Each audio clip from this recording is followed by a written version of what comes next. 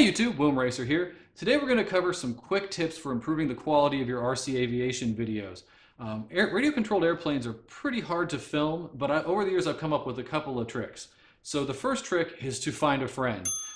If you're trying to film with a hat camera, just a camera strapped to your head, you'll get video, but you won't really be able to focus on filming because you're focusing on flying. So if you've got somebody to film for you, or if you're filming for other people, you could really take your video to the next level.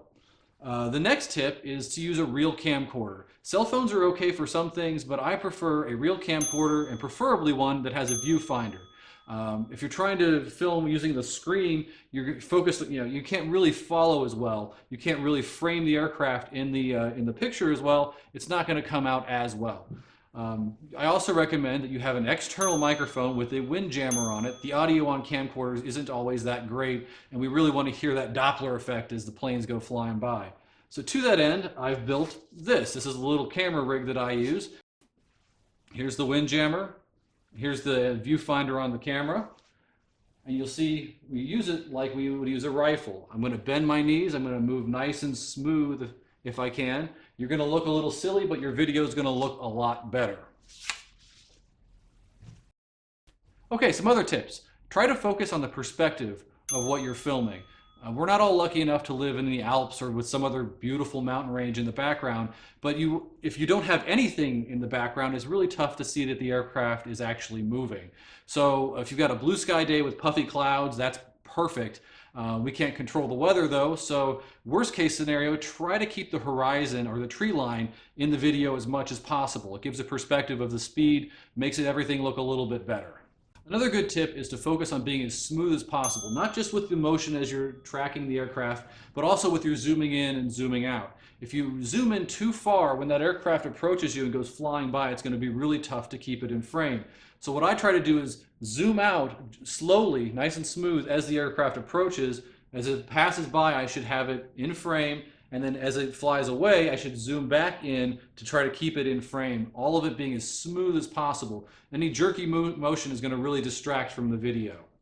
Another really good tip is to try to be in communication with the pilot.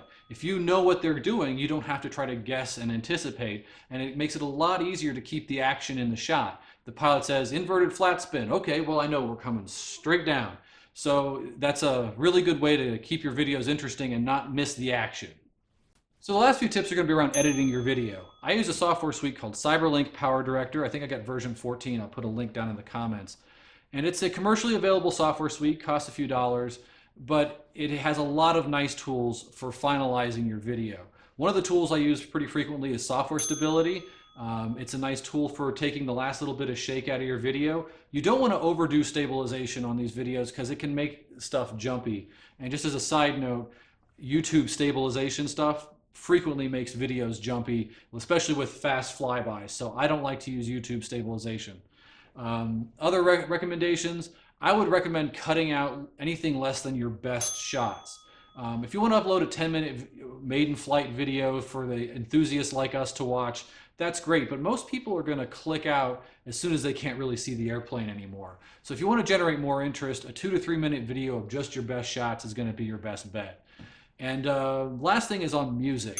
A lot of people will add a soundtrack to their videos, and that can be good, but I would ask you, my personal opinion, is don't ruin the music that this hobby already makes.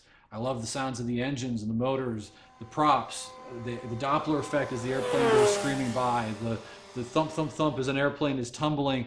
I want to hear all of it. So to me, that makes the video more exciting. So if you're going to add a soundtrack, I'd ask don't cover up the music the hobby already makes. Okay, so that's it. I hope that was helpful.